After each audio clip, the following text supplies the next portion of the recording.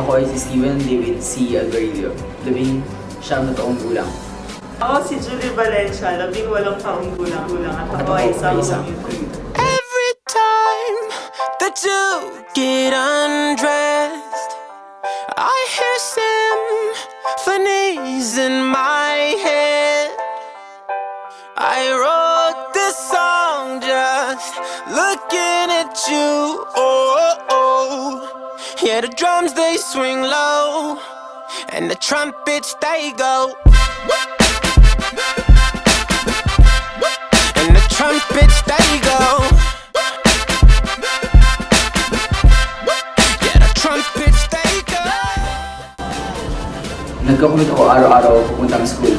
Galing sa bahay, sumasakay ako ng jeep na nakasuot ko ba pupuntang LRT. Tapos pag sakay ko ng LRT, didiretso ako ng diretso ako ng Cubao, tapos tatawid ako sa Farmers. Pagkatawid ko ng Farmers, sasakay ako ng MRT pupuntang Ayala. Tapos pagkababa ko ng SM Ayala, maglalakad ako pupuntang Dorieta hanggang makarating ako sa Ayala. Mula bahay, nag-jeep ako. Tapos, pababa ako ng kanto. Tapos sa highway, maghintay ako ng shuttle. Tapos, hanggang MRT yun. From Bulacan to MRT North Ave. Tapos, magpagsiksikan ako sa MRT to Ayala. Tapos, Ayala loop na jeep to school. Looking at you, yeah, the drums they swing low. Buhay commuter, mahirap. Kasi lalo na pag umaga, pag nakipagsiksikan ka lalo na sa train. Tapos minsan, di pa dumadating yung train sa oras. Kaya nawawala ka din sa oras. Nalilate ka. Ang buhay pagkakumit ay masaya siya. Tutusin nga, para siyang adventure na araw-araw. Kaso, malang pag rush hour, yun talaga pahirapan. Sobrang hirap siksikan. Tapos pagdating mo sa pupuntahan mo, pawis ka na, iba na rin ang way mo. Kaya yun lang talaga, yung drawback doon. Pero masaya talaga mag-commute.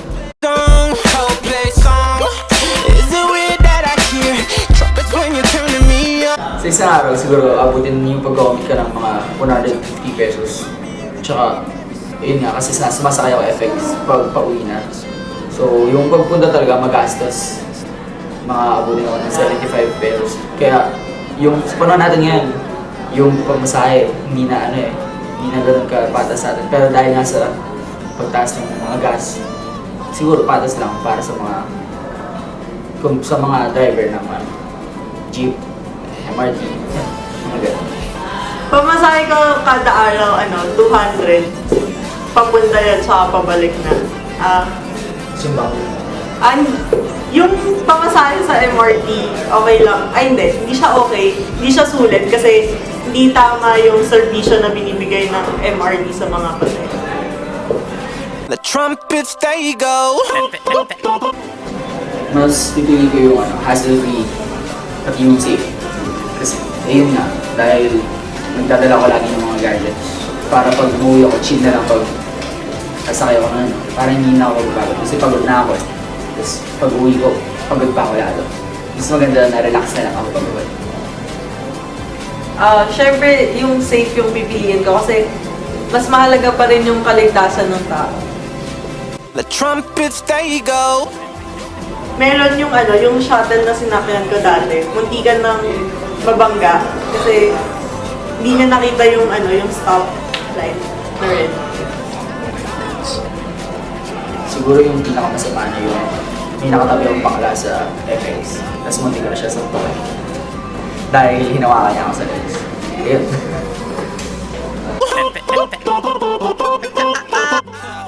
Mas pinipili ko kadalasan yung pagkatapos ng rush hour para mas konti yung tao. Siyempre after ng rush hour. Kasi pag nakapagsabayan ka sa rush hour, wala kang pagtutunguhan talagang mag-stay ka dun sa pila. Tapos yung traffic, intense. Pag nakaupo ka, siksikan pa. Kaya mas mabuti nang tumambay muna sa mall, palipasan yung rush hour. Saka ka mag-commute ko, pauwi.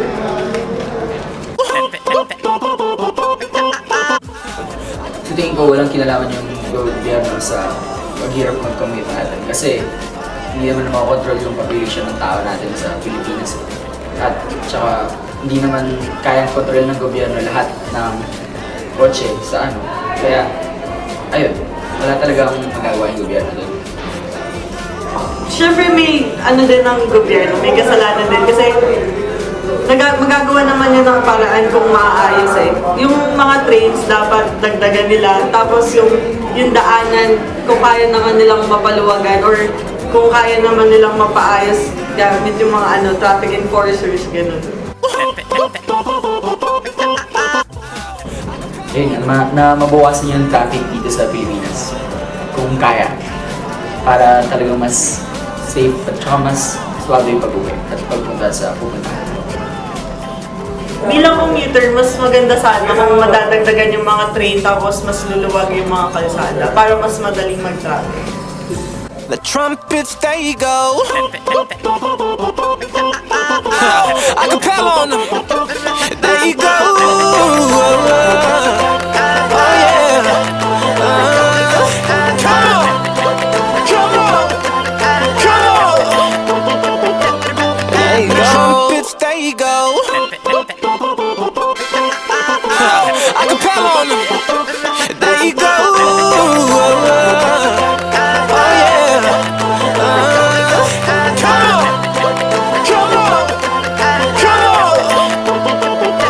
There you go.